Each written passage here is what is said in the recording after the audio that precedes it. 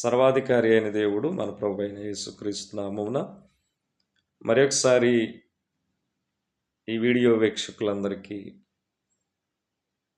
మా హృదయపూర్వకమైనటువంటి వందనములు. పరిశుద్ధ బైబిల్ గొప్పతనాన్ని నేర్చుకున్నట్టులో మీరు చూపుతున్న ఆసక్తిని బట్టి దేవుని నామమునకు మహిమ కలుగునుగాక. బైబిల్ యొక్క విశిష్టత, బైబిల్ ప్రత్యేకతలు నేర్చుకుంటూ బైబిల్ పరిశుద్ధమైన మాటలు కలిగిన గ్రంథమని, బైబిల్ అమూల్యమైనటువంటి గ్రంథమని, అదేవిధంగా ఈరోజు బైబిల్ శక్తివంతమైనదనే విషయాన్ని కూడా మనము ఆలోచన చేయబోతున్నాం. బైబిల్ ఎందుకు శక్తివంతమైనది? బైబిల్ నందున్నటువంటి దేవుని మాటలు శక్తివంతమైనవి కనుక. హెబ్రీయులకు రాసిన పత్రిక 4వ అధ్యాయం 12వ వచనంలో ఈ విధంగా రాయబడింది. దేవుని వాక్యము అంటే దేవుని మాట, ఆ దేవుని మాటలు కలిగినటువంటి బైబిల్ గ్రంథం, ఆ దేవుని వాక్యము సజీవమై బలము గలదై. ఆ మాటల్లో జీవముంది, బలముంది, బలము గలదై.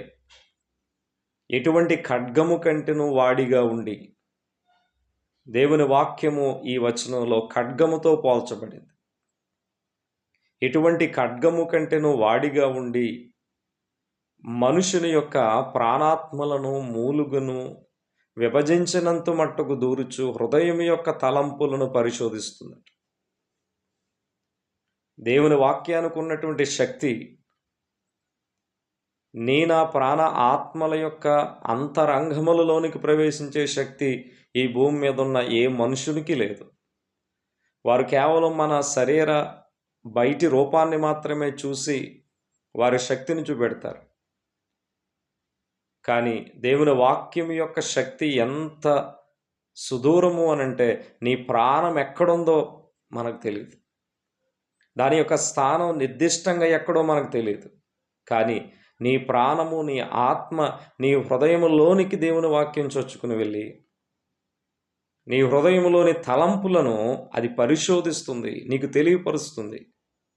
నువ్వు ఏ స్థితిలో ఉన్నావో దేవుని వాక్యము నిన్ను పరిశీలన చేసి నీకు అర్థము వలె చూపెడుతుంది. అంత శక్తివంతమైనటువంటిది దేవుని వాక్యము కలిగిన ఈ బైబిల్ గ్రంథం.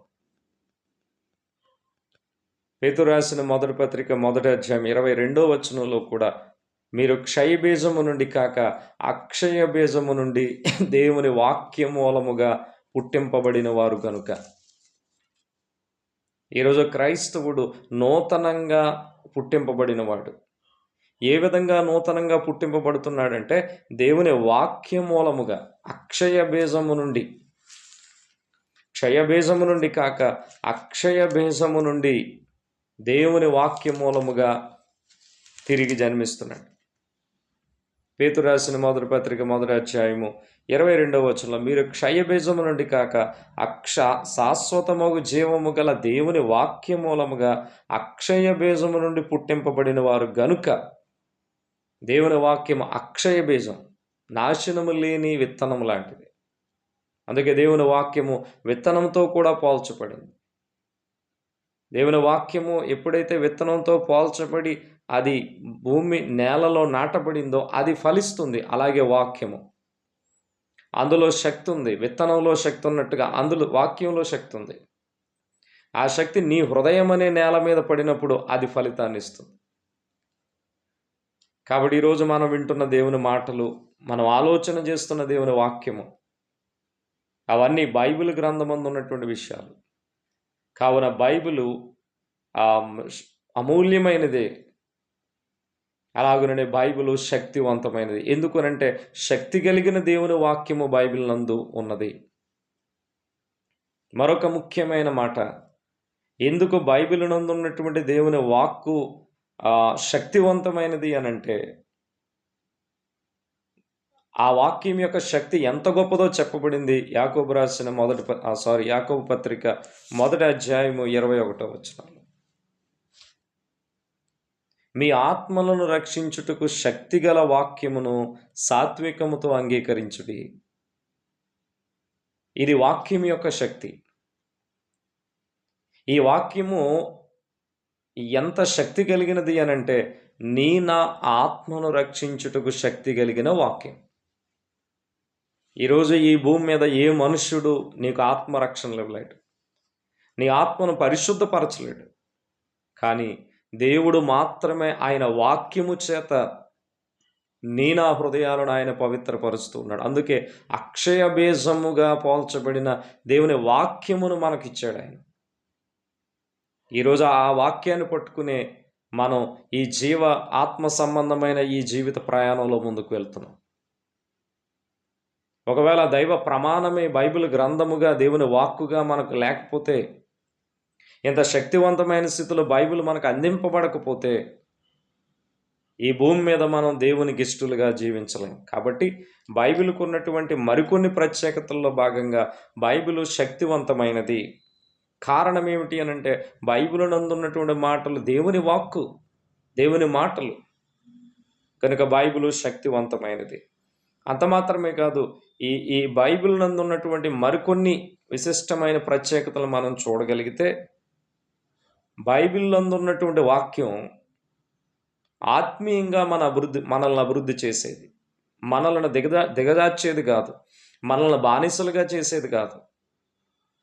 దేవుని వాక్యము నిన్ను ఆత్మ సంబంధంగా వర్ధిల్లు చేస్తుంది. దైవ సన్నిధికి వచ్చిన ఏ ఒక్కరూ కూడా చెడు స్వభావంతో బయటికి వెళ్ళరు. చెడు స్వభావంతో వస్తారు కానీ వెళ్ళేటప్పుడు దాన్ని విడిచిపెట్టి వెళ్తారు. కారణం, అక్కడ బోధింపబడిన బైబిల్ నందున్నటువంటి మాటలు ఆ వ్యక్తి జీవితంలో తీసుకొచ్చిన మార్పు. అంటే బైబిల్ యొక్క ప్రత్యేకత, బైబిల్లో ఉన్నటువంటి సంగతులు చదువుట ద్వారా, వినుట ద్వారా, గ్రహించుట ద్వారా మన ఆత్మ సంబంధమైన జీవితం అభివృద్ధి చెందుతుంది. అది బైబిల్ యొక్క ప్రత్యేకత. అంత మాత్రమే కాదు, బైబిల్ నందున్నటువంటి వాక్యం శోధనను జయించగలిగే శక్తి మనకిస్తుంది. శోధన సహించువాడు ధన్యుడని యేసుప్రభు వారు చెప్పిన మాట. ఆ శోధనలో ప్రభువుతో మనం ఉండడానికి ప్రయత్నం చేయాలి, ఆయన వాక్యాన్ని తోడుగా ఉంచుకోవడానికి ప్రయత్నం చేయాలి. కానీ ఏదైనా శోధన వస్తే మనుషుల వద్దకే మనం పరిగెడతాం, కానీ శోధన మన ఎదుటికి వచ్చినప్పుడు దేవుని ముందు పెట్టాలి. మనం ఎప్పుడైతే దేవుని ముందు పెట్టామో ఆయన మనల్ని రక్షించడానికి ఆయన వాక్యమునే మన కొరకు సిద్ధపరచుంచాడు. కాబట్టి దేవుని వాక్యము నీ నా జీవితాలలో, నీ నా భక్తిలో ఉన్నటువంటి ఈ శోధనలను, శ్రమలను జయించడానికి మనకు అవకాశాన్ని ఇస్తుంది. కాబట్టి బైబిల్ ప్రత్యేకత శోధనను జయించటం. అంత మాత్రమే కాదు, ఒక ఆయుధము వలె క్రైస్తవునికి సహాయంగా ఉంటుంది బైబిల్. ఎఫెసీయులకు రాసిన పత్రిక 6వ అధ్యాయం 17వ వచనంలో, ఎఫెసీయులకు రాసిన పత్రిక 6వ అధ్యాయం 17వ వచనంలో 12వ వచనంలో, మరియు అపవాది తంత్రములను ఎదురించుటకు శక్తిమంతులగునట్లు దేవుడిచ్చు సర్వాంగ కవచమును ధరించుకొనుడి. మన భక్తి జీవితాన్ని కాపాడుట కొరకు దేవుడు మనకు సర్వాంగ కవచాన్ని ఇచ్చిన సర్వ శరీర అవయవాలన్నీ కూడా ఆయనిచ్చే వాటిని ధరించుకోవాలి. అది వాక్యము, ప్రార్థన, విశ్వాసము, ఇవన్నీ అక్కడ రాయబడ్డాయి. 17వ వచనంలో, మరియు రక్షణయను శిరస్త్రాణము దేవుని వాక్యమును ఆత్మ ఖడ్గమును ధరించుకోము. ఈరోజు దేవుని వాక్యము నీవు కలిగి ఉన్నావు అంటే ఆత్మ ఖడ్గాన్ని, అంటే నీ ఆత్మను కాపాడుకోవడానికి దేవుడు నీ చుట్టూ పెట్టినటువంటి ఖడ్గమే వాక్యం. కాబట్టి ఆ వాక్యం ఎక్కడుంది? బైబిల్లో ఉంది. అంటే బైబిల్ నందు ఉన్నటువంటి ఆ వాక్కులే నీ వ్యక్తిగత జీవితంలో నీకు ఆ మాటలు ఒక ఖడ్గము వలె, ఒక ఆయుధం వలె నీకు సహాయం చేస్తున్నది. ఇది బైబిల్ యొక్క ప్రత్యేకత.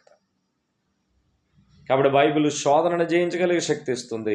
బైబిల్ ఆయుధము వలె మనకు ఉపయోగపడుతుంది. బైబిల్ అనేక మంది అవిశ్వాసులను మార్చివేస్తుంది, అనేక మందిని మార్చింది. ఆన్ ద రికార్డ్ అనేక మంది అవిశ్వాసపు జీవితాలు కలిగిన వారిని రక్షించింది. జక్కయ్య క్రీస్తులోనికి రాకమునుపు, క్రీస్తును చూడకమునుపు ఆయన చాలా రెట్లు ధనాన్ని తీసుకునేవాడు. కానీ ఎప్పుడైతే క్రీస్తు యేసులోనికి వచ్చాడో దీనికి డబల్ చేసి నేను ఇచ్చేస్తానంటున్నాడు. అదంతా దాచుకుంటాను అని చెప్పట్ల. అది జక్కయ్యలో ఉన్నటువంటి మార్పుకు సూచన. అంటే ఆ జక్కయ్య అనేటువంటి వ్యక్తిని మార్చివేసింది ఎవరు అనంటే దేవుని వాక్యమే. దేవుని అంటే ప్రభువైన యేసుక్రీస్తు నోట నుండి వచ్చినటువంటి మాట. కాబట్టి బైబిలు నందున్నటువంటి దేవుని వాక్యము ఒక అవిశ్వాసిని సైతం మార్చివేయగలిగే శక్తి కలిగింది. ఈ వాస్తవాన్ని మీరు, నేను, మనందరం గుర్తించాలి. కాబట్టి బైబిల్ యొక్క ఇలాంటి అనేకమైన ప్రత్యేకతలు మనకు తెలియాలంటే బైబిల్‌ను స్టడీ చేయాలి. బైబిల్ మీద పరిశోధన చేయాలి. బైబిల్‌ను చదవాలి.